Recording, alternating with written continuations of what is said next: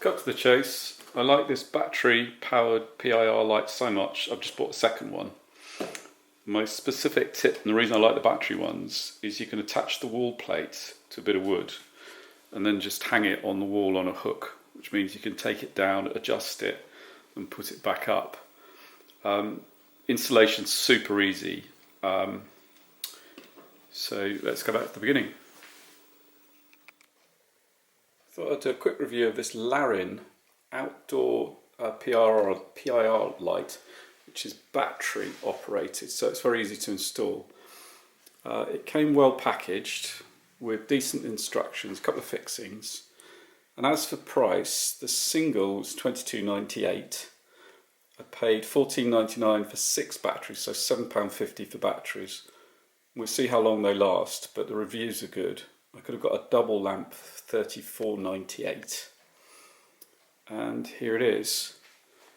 So the way it's fitted is you put this wall plate on the wall, which doubles as a battery cover, little securing screw. The batteries go in the back, and then the sensor can be rotated, and you can also adjust the instructions, tell you the sensitivity and the time from, I think it's 5 seconds to a minute. Sensitivity is distance. The instructions don't mention lux, but that must be brightness. So you can screw it to the wall, direct the sensor, set it, and then this lamp also swivels. It's relatively cheap. You can't replace the bulbs, but hopefully it lasts a while. We'll see how it goes. Bit of a dorky test. I popped it on a shelf, and when I come in, hey, on it goes. So I've set the timer on minimum, and doesn't take long, it goes off again.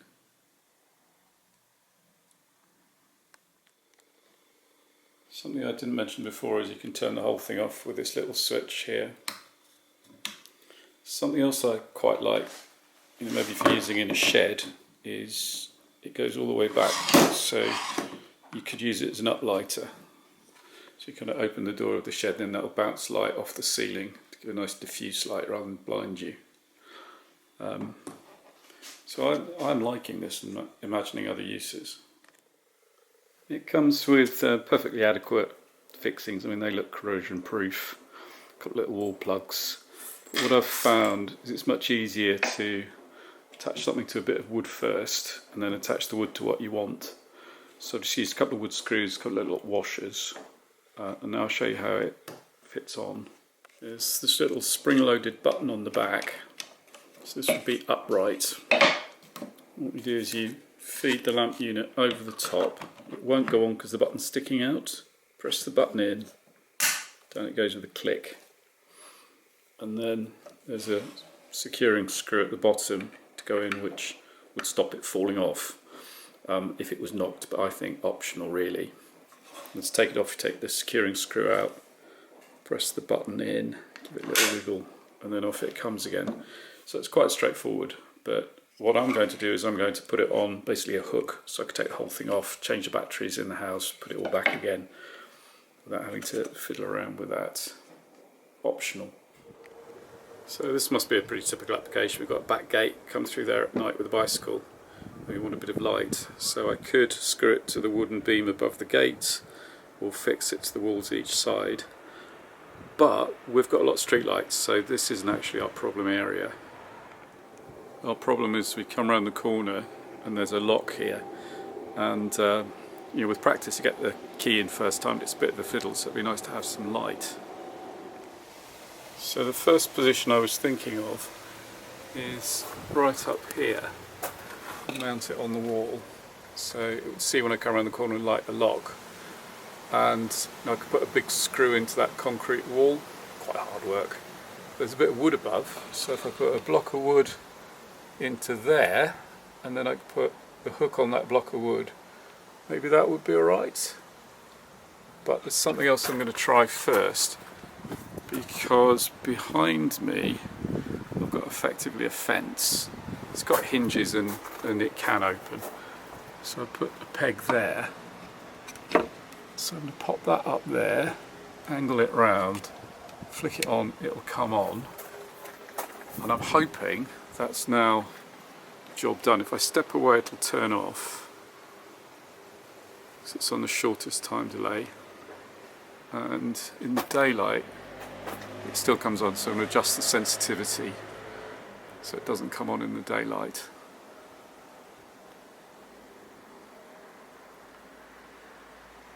But as you can see, that's now doing its job, and the next level of testing is at night. So the instructions talk about the sensitivity, which is distance, and time. I've got it set on minimum time at the moment. It says you need a screwdriver, but you don't need to twiddle it with your fingers. This Lux one I had bang in the middle, and it was coming on in this light. So I put it a long way down and it doesn't. But if I just keep turning that up, eventually it gets to a point where it does flick on. So I can detune it for what I consider to be, dusk, to make it come on and off. So I know that there it's difficult to trigger walking up, so I'm going to give that maybe a little bit less. So I'll try it on there. And so it is close up, but I'll try it from a distance now.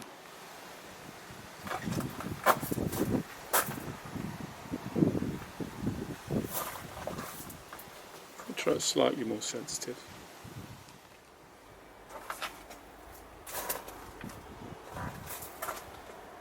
So it's probably quite nice where I can trigger it if I go up to it, but it's not going to come on if I'm just walking past. So I'm waving now and it hasn't got me. Yeah, there we are, it's got me now. Yeah, I'll turn it down a bit now.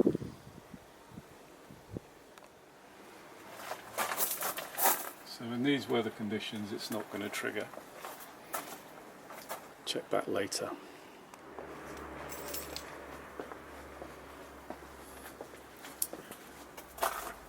Oh yes.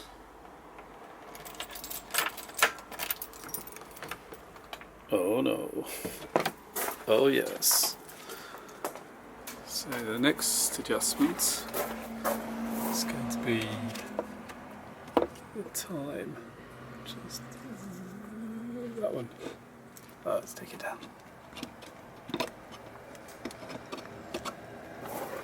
Let's go and adjust the time.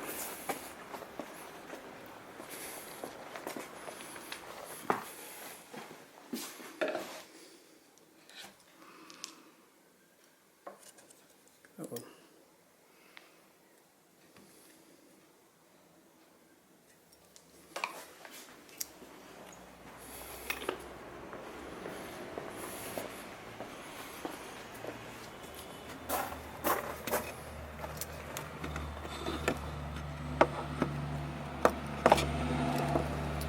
There's an advantage of having it on a hook.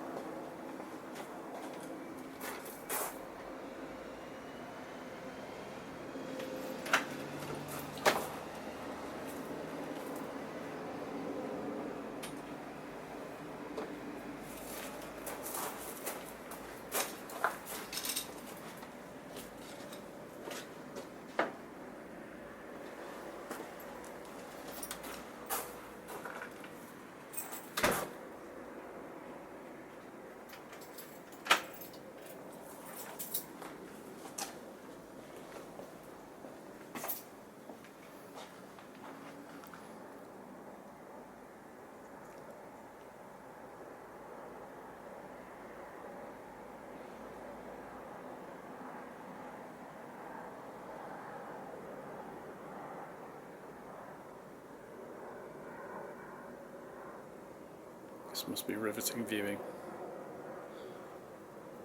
But it's adjustable, and it's certainly plenty.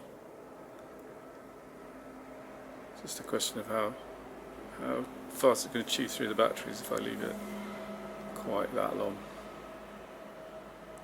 But yeah, I'm pleased with it. It's a good product.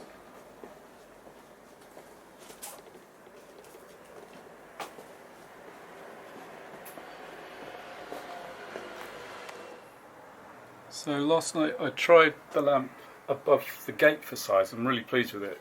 So I've ordered another one, and the great thing about it being on a screw is I was able to just put the screw up and try. It comes tomorrow, but I'm trying to get ahead of myself by making a backing board for it. And as that rather sticks out like a sore thumb, get some paint on it.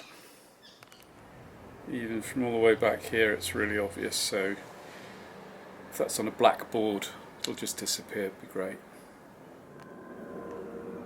Tucked around the corner, I wasn't too bothered about this one not being painted, but if I'm going to paint one, why not?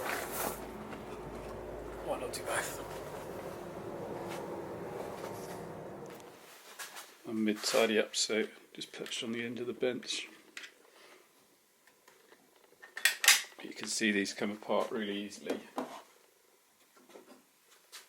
And this baseboard I'm going to cut down a little bit around the corner, around the tops, paint green. But also I can use this one today to get this second board finished, ready for the other one arriving tomorrow.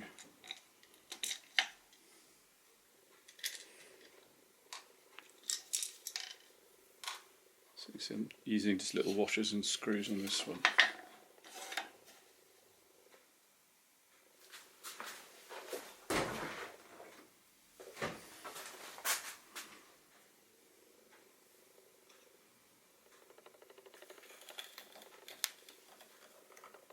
Just a bradawl to mark the holes.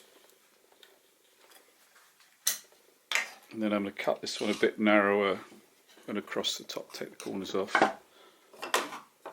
And black. And then this one I paint green, it's going to go a little bit narrower, take the corners off. So this is completely unnecessary obviously, but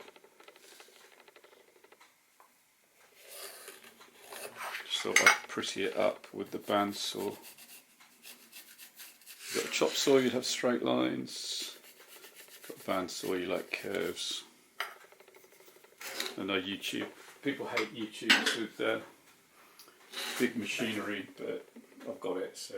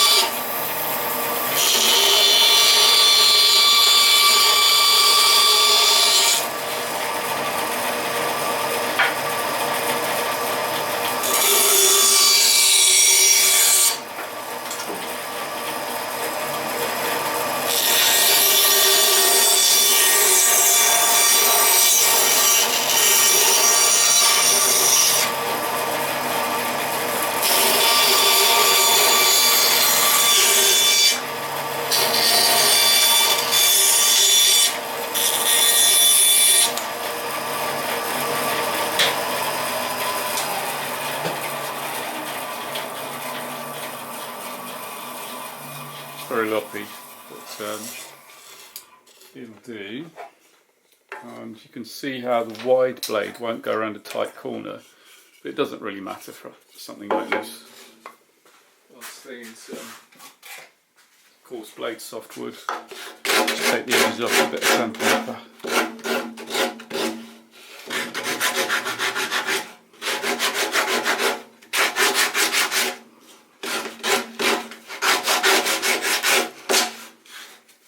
Ready for a bit of paint. Anyone who just wants a lamp review switched off ages ago. So I gave that one a bit more sanding. I thought sometimes it's interesting to see just simple things like sanding technique. So a really coarse block on a board. Kind of a rotary action. Round that over really quickly. This bit around here.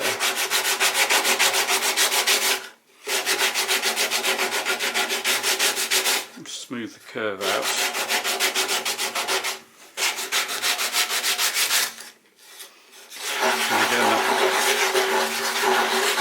start there and round and there and round back.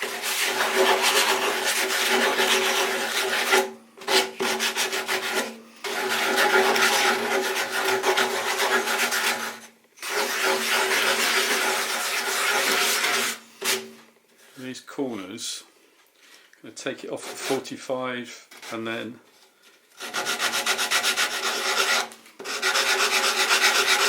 so it's like a bevel, and then split that angle in half, so it's one angle, two angles.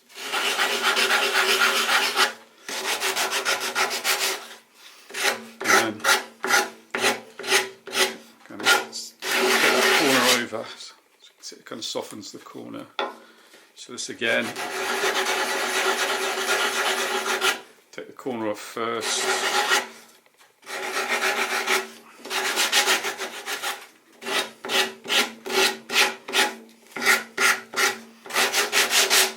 Done. The other side really needs very little,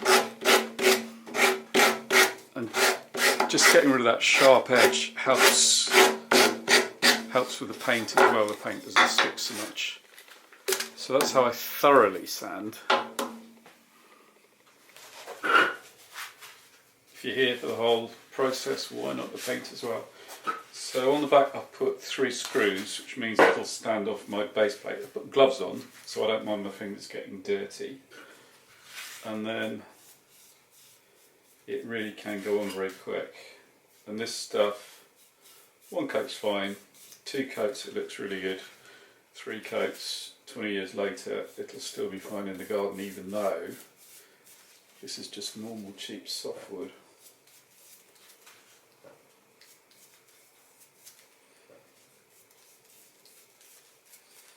So because I've got gloves on, I don't have to worry about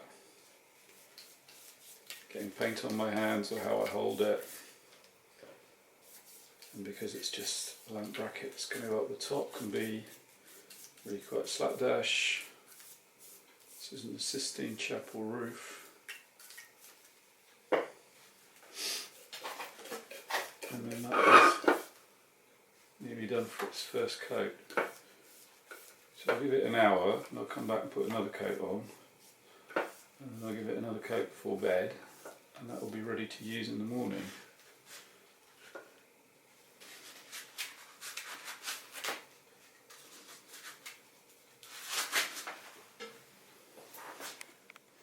I stopped at 2 coats, but I did 1 green and then the other 1 black, so those are now ready to install. Second lamp's arrived as well. So having got one, I'm starting to realise there are other ways you might use it. So for instance, covered under the stairs, I might just use one of these. So super easy to install, can configure to stay on for a minute if you want. I've just got it on the shortest run. Could also use it as emergency lighting if you were down in a cellar or something and the light went off, you can wave and on it comes. I might use it in my workshop where I've had the power trip and I've been plunged into darkness, and it's been a way to go to reach my torch. Handy things. So here's my first one on its wall plate ready to install. Second wall plate, pre-marked screws. I can't just screw it on because I forgot I've got to drill out there. So you do need to drill a hole in the back plate.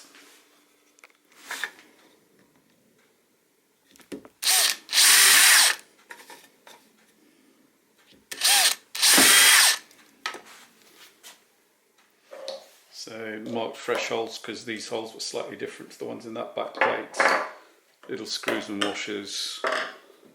And this clips over the top, so there's a little button. So put it in place, hold the button, clicks down, and then the little thumb wheel goes in the bottom to secure it. And then I can turn it on and go and adjust it.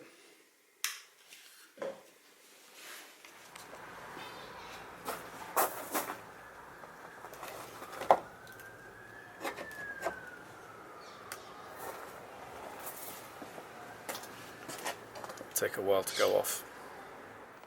So I've set the lux level pointing that way and it shouldn't go on.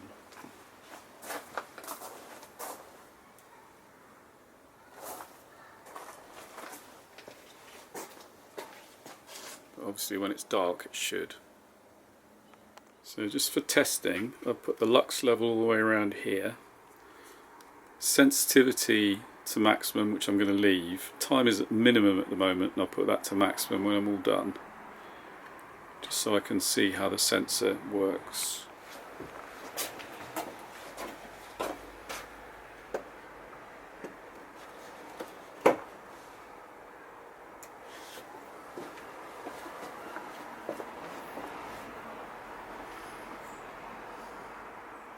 So the idea with this one is to bounce the light off the wall.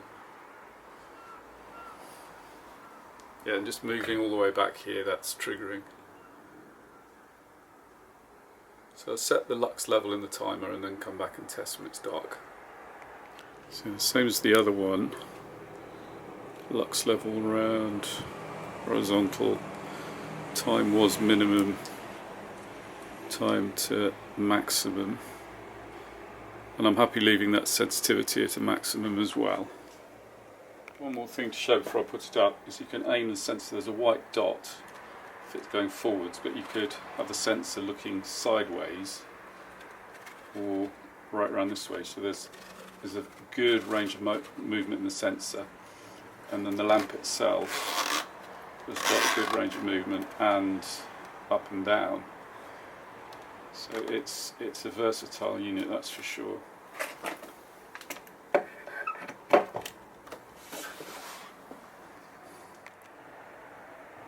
I'm pleased I took the extra time to paint the other back plate green and this one black. It just melts away into the shadows there. I am by nature quite fussy, so I've been spending time fine-tuning the sensitivity on these. So hopefully they'll go off in a moment. Then I could show you how the settings work. So this one here, I've put the sensitivity down to about the 10 o'clock position, and then just as I get close I can turn and do the door. And then the other one, I wanted to be able to get past this drain pipe, so that's still a little bit too sensitive, so I might turn that one down a little bit more. But being able to mess around with this stuff, you know, is a feature I really like. So I'll unhook it, adjust it, have another go. So we get quite a lot of foxes and cats in, so I don't want them to be meandering around here and trigger that light. And I also want to get yeah, that's just about perfect now. The main use case is that gate will open, and then that light will come on and go around the corner, and then there's the bike shed door. So I'd say that's I've done a thing done, success. We've got a main security light out the front, so you can see to get in here, and then there's the welcome home light.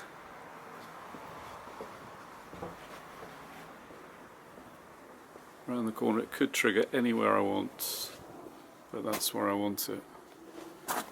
And then into the shed. And maybe I'd install another one in here.